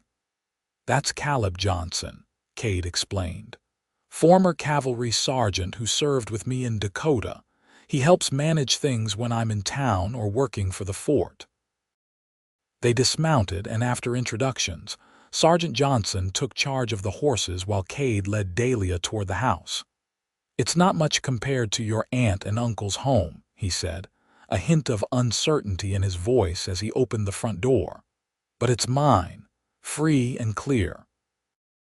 The interior was simple, but welcoming: a main room with a stone fireplace, solid wooden furniture that showed signs of skilled craftsmanship, and windows positioned to capture both light and views of the surrounding landscape. A few personal touches: a bookshelf filled with well-worn volumes, a quilt that Dahlia suspected might have belonged to Kade's mother. A painting of the Verde Valley made the space feel like a home rather than merely a house. "You built the furniture yourself, didn't you?" Dahlia asked, running her hand along the smooth surface of a dining table that could comfortably seat 8. "Most of it," Kade confirmed. "Carpentry keeps my hands busy and my mind quiet. I find it healing." The simple admission touched Dahlia deeply. Kade was not a man who easily revealed vulnerability, yet here he was, sharing not only his home but the means by which he had begun to make peace with his past. "It's wonderful work," she said. "You have a gift for it." He smiled, pleased by her appreciation. "Come, let me show you the rest before we eat. Caleb's wife, Martha, has been cooking since dawn, she tells me." The tour revealed more of Kade's vision for the ranch stables designed with care for the comfort of the horses. A workshop filled with tools and projects in various stages of completion. And most surprisingly, a small orchard of young apple trees on the eastern slope. "My mother loved apples," Kade explained as they walked among the saplings. "She used to say that if she could have just one luxury in this hard country, it would be an apple tree of her own. My father promised her an orchard, but—" He trailed off, then continued more softly, "I planted these last spring." In her memory, Dahlia slipped her hand into his. "She would be proud of what you've built here." "I hope so." He looked down at their joined hands, then back up to her face. "Dahlia, there's something I need to tell you. To ask you." Her heart quickened at his tone. "Yes. When I left Camp Verde all those years ago, I thought I'd never come back. I was angry, bitter, convinced that this place had nothing left to offer me." He paused, gathering his thoughts. "Coming back was the hardest decision I ever made, but also the right one. It gave me a chance to reclaim what was good about my past and build something new on that foundation." He led her to a bench placed to catch the afternoon sun, and they sat facing each other, their hands still linked. "I thought the ranch was enough," Kade continued. "That restoring my father's legacy and making peace with my memories would fill whatever emptiness I carried. And it helped. But it wasn't until I met you that I understood what was still missing." Dahlia's breath caught as he reached into his pocket with his free hand and withdrew a small object. "This was my mother's," he said, opening his palm to reveal a ring, a simple gold band set with a small but perfect sapphire. "My father gave it to her when they claimed this land together. It's not grand or fashionable, but it represents a promise that they kept through good times and bad." Meeting her eyes, Kade slid from the bench to kneel before her. "Dahlia Lawson, I love you. I think I began falling in love with you the moment I saw you facing down those outlaws, afraid but unbowed, determined to protect what was yours. Every day since has only deepened that feeling." His voice grew husky with emotion. "I know our acquaintance has been brief by conventional standards. I know you came to Camp Verde to establish independence, not to find a husband. But I also know, with a certainty I've rarely felt in my life, that we belong together." He held the ring between them, a tangible symbol of his intentions. "Will you marry me, Dahlia? Will you build a life with me here on this land, in town with your shop, wherever and however suits us both? Will you be my wife, my partner, my heart's home?" Tears blurred Dahlia's vision as the full impact of his words washed over her. This man, who had entered her life so unexpectedly, was offering her not just his love but a true partnership, one that respected her dreams and ambitions even as it entwined them with his own. "Yes," she whispered, then more strongly, "Yes, Kade, I will marry you." Joy blazed across his face as he slipped the ring onto her finger. It fit as if made for her, the sapphire catching the sunlight and throwing back sparks of blue fire. "It matches your eyes," Dahlia said softly, marveling at how right it felt on her hand. "That's what my father always said about my mother." Kade rose from his knee to sit beside her once more. He said the moment he saw her, he knew he needed to find a stone the same color as her eyes, so he'd always have that reminder of the day they met. "It's beautiful," she assured him. "Perfect." He cupped her face in his hands, his expression solemn despite his evident happiness. "I want you to know that I understand your need for independence, for your own work and purpose. I would never ask you to give up your shop or your dreams. This partnership, it's about building something together, not one of us subsuming the other." His understanding of what mattered to her, his explicit recognition of her need for purpose beyond being a wife, cemented Dahlia's certainty that she had made the right decision. "I know," she said, covering his hands with her own. "That's one of the many reasons I love you, Kade Kincaid." He kissed her then, a kiss that held promise and passion and the certainty of a shared future. When they finally parted, both breathless, the sun had begun its descent toward the western hills, casting long shadows across the valley. "We should go in," Kade said reluctantly. "Martha will have dinner waiting, and she's not a woman to cross when it comes to her cooking." Dahlia laughed, rising from the bench with her hand still clasped in his. "Then by all means, let's not keep her waiting. We have cause for celebration after all." As they walked back toward the ranch house, the setting sun gilded the landscape in shades of gold and amber. Dahlia felt a profound sense of rightness, as if all the paths of her life, the joys and sorrows, the losses and discoveries, had been leading her to this place, this moment, this man. When they announced their engagement over Martha Johnson's excellent venison stew, the older couple offered heartfelt congratulations that suggested Kade had discussed his intentions with them beforehand. "About time this place had a mistress again," Martha declared, her weathered face creasing in a smile. "And one with sense and spirit, from what I hear." "You'll hear no argument from me on that score," Kade replied, his eyes never leaving Dahlia's face. They rode back to town as dusk settled over the land, the horses picking their way carefully along the familiar trail. Dahlia's mind was full of plans and possibilities for the wedding, for her shop, for the life she and Kade would build together. "What are you thinking?" Kade asked as they neared Camp Verde, the lights of the town beginning to twinkle in the valley below. "That life takes unexpected turns," she replied honestly. "When I left Phoenix, I was so certain of my path: establish my business, build a quiet, independent life, perhaps eventually find companionship, but certainly not so soon." She smiled at him. "And then you appeared on that ridge and everything changed." "For the better, I hope," he said, a hint of vulnerability in his voice. "For the better," she confirmed. "Definitely for the better." The announcement of their engagement was met with widespread approval in Camp Verde. Aunt Vivian embraced Dahlia with tears of joy, while Uncle Thomas shook Kade's hand with gruff affection, and immediately began discussing the possibility of combining certain aspects of their ranching operations. Marshall Davis offered congratulations in his typically straightforward manner. "You've chosen well, both of you," he told them when they visited his office to share the news. "Though I hope this doesn't mean you're giving up deputy work entirely, Kincaid. Town needs men like you." "Not entirely," Kade assured him. "Though perhaps less frequently once the ranch is fully operational again."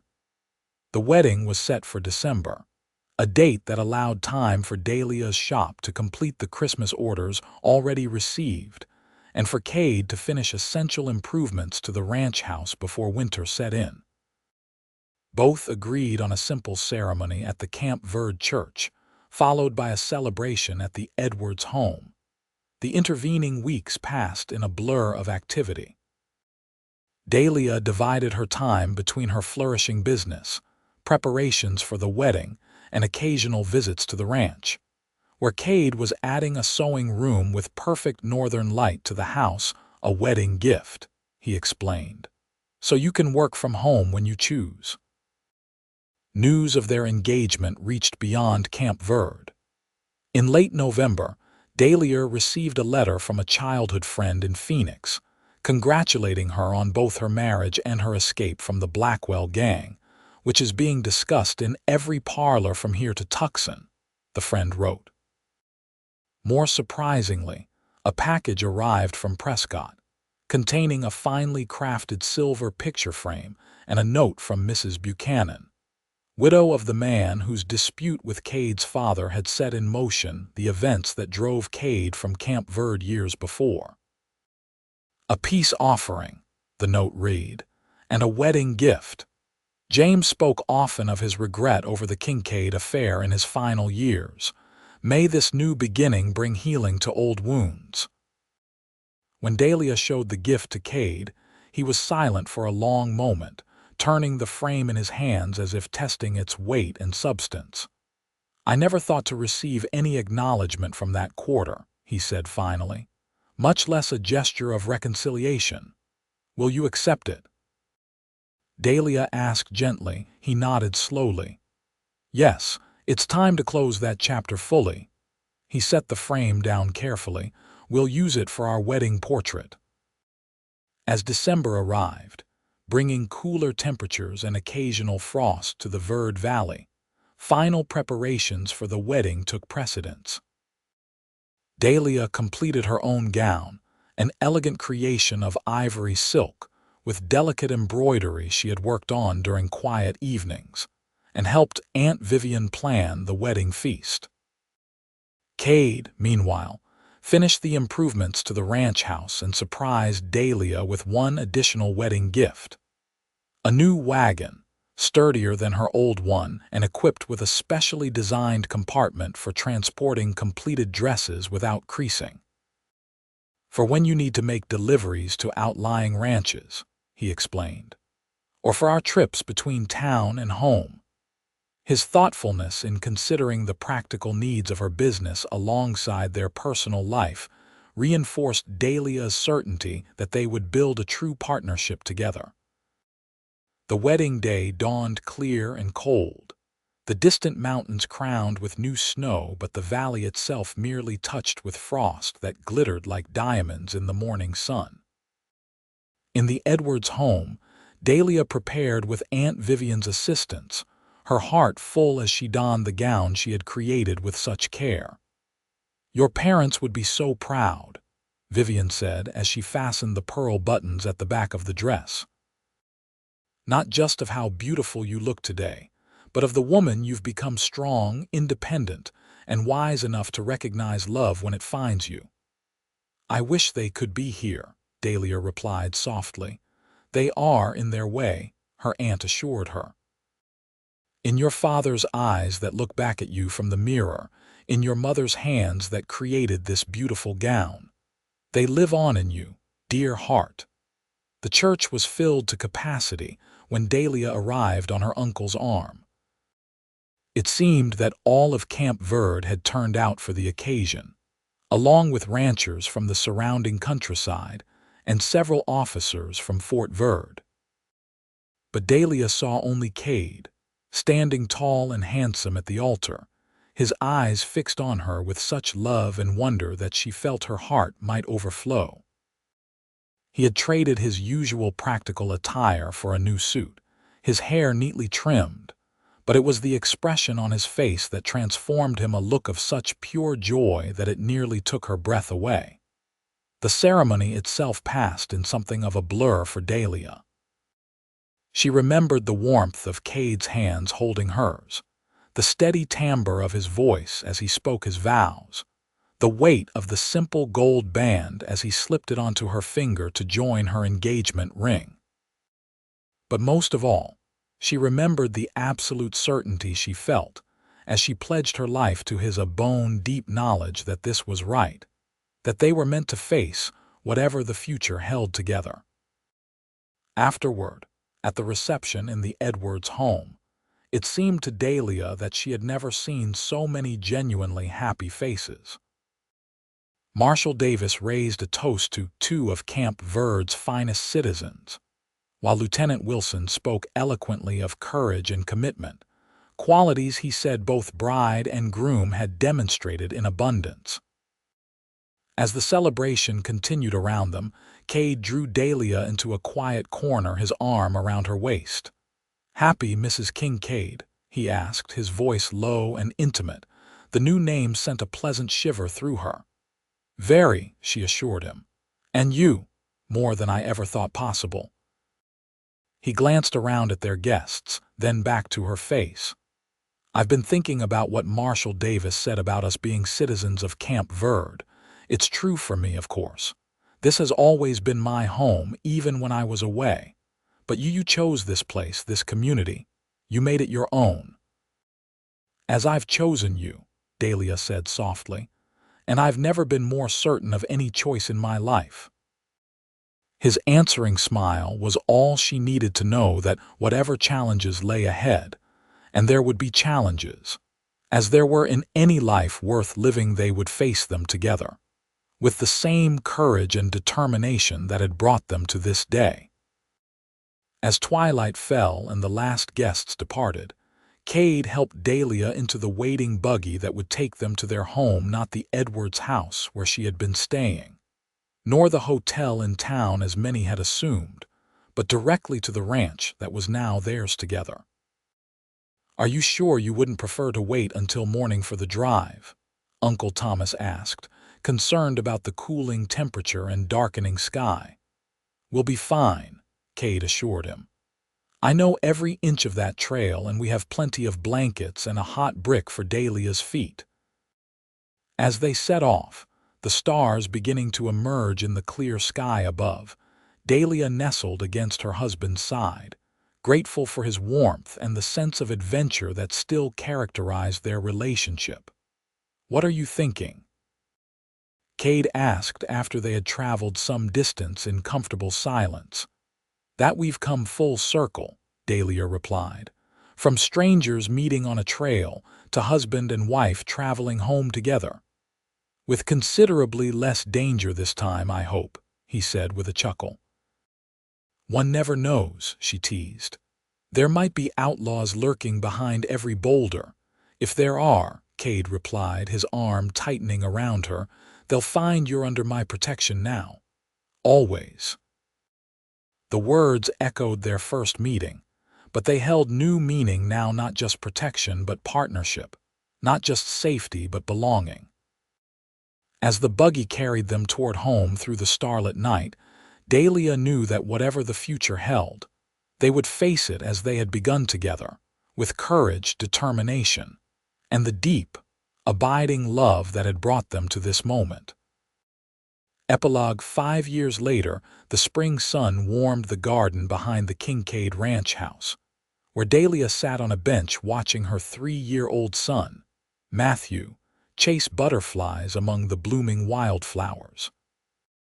Nearby, in the shade of a cottonwood tree, Kade was helping their 5-year-old daughter, Elena, construct a small wooden horse. "Like this, Papa?" Elena asked, her small hands carefully sanding the wooden figure under her father's guidance. "Just like that, Ellie," Kade confirmed with a smile that still had the power to quicken Dahlia's heart after 5 years of marriage. "Smooth and gentle, remember." "Smooth and gentle," the child repeated solemnly, her dark hair so like her father's falling across her face as she concentrated on her task. The past 5 years had brought changes and challenges, as all lives do, but they had also brought a deepening of the love and partnership Dahlia and Kade had pledged to each other on their wedding day. The dressmaking business had flourished, expanding to include a small staff of seamstresses who worked both in the shop in town and, when needed, at the ranch in the sewing room Kade had built. Dahlia divided her time between the business and her growing family, finding in both a fulfillment that complemented rather than competed. Kade had successfully restored the ranch to full operation, with a growing herd of horses that were becoming known throughout the territory for their quality and training. He still occasionally served as a deputy when Marshal Davis needed assistance, but less frequently now that his primary focus was on his family and ranch. Camp Verde itself had grown, with the promised railroad finally reaching the town 3 years earlier, bringing new settlers, businesses, and opportunities. The Edwards Ranch had expanded as well, with Thomas and Kade forming a successful partnership that benefited both operations. Life had not always been smooth. There had been a difficult winter when Elena was a baby and a mountain lion had decimated part of their herd. A summer when drought threatened both crops and water supplies. A tense period when rumors of Apache unrest had set the territory on edge. But through it all, Dahlia and Kade had faced each challenge together, their bond strengthening with each obstacle overcome, each joy shared. As she watched her family in the garden, Dahlia's hand drifted to her abdomen, where a new life was just beginning to make its presence known. She hadn't told Kade yet, wanting to be certain before sharing the news that would bring him such happiness. "Mama, look," Matthew called, tottering toward her with a fistful of slightly crushed wildflowers. "For you." "Thank you, my sweet boy," Dahlia said, accepting the colorful offering with appropriate reverence. "They're beautiful." The child beamed, pleased with his mother's reaction, then darted away again in pursuit of a particularly vibrant butterfly. Kade looked up from Elena's project, his eyes meeting Dahlia's across the garden. In that shared glance was a world of understanding, of gratitude for what they had built together, of pride in their children, of the deep, abiding love that had only grown with time. He said something quietly to Elena, who nodded and continued her sanding, then crossed the garden to join Dahlia on the bench. "You look thoughtful," he observed, taking her hand in his. "Penny for your thoughts." Dahlia smiled, deciding that this moment was as good as any for her news. "I was thinking that we might need to add another bedroom to the house," she said, "or perhaps convert the small storeroom." It took only a moment for understanding to dawn on Kade's face. "Dahlia, are we?" "Yes," she confirmed, her smile widening at his expression of wonder. "In late autumn, if Dr. Harrison's calculations are correct." "A baby," Kade breathed, his hand moving to rest gently on her still flat stomach. "Another child. Are you pleased?" His answer was to gather her into his arms, mindful of the children nearby, and kiss her with a tenderness that spoke volumes. "Beyond pleased," he murmured against her lips. "Overjoyed. Blessed." From across the garden, Elena called, "Papa, I finished the horse, come see." "Duty calls," Dahlia said with a laugh. "Indeed it does." Kade agreed, standing and drawing her up with him. The most important duty of all. Hand in hand, they crossed the garden to where their daughter waited proudly with her creation. As they admired Alina's work and kept a watchful eye on Matthew's adventures, Dahlia felt a profound sense of contentment. This life they had built together, this home, these children, this love had begun with a chance encounter on a dusty trail, with outlaws who had tried to take her wagon, and a cowboy who had declared, "She's under my protection now." From that moment of danger and uncertainty had grown something beautiful, an enduring, a love story written not just in grand gestures and moments of peril, but in the quiet, daily acts of partnership, respect, and unwavering commitment. As the afternoon sun bathed them in golden light, Dahlia knew with absolute certainty that while the West might be wild, unpredictable, and sometimes dangerous, she would face whatever came next as she had faced everything since that fateful day with Kade by her side. Their love a shelter in which their family could grow and flourish for all the years to come.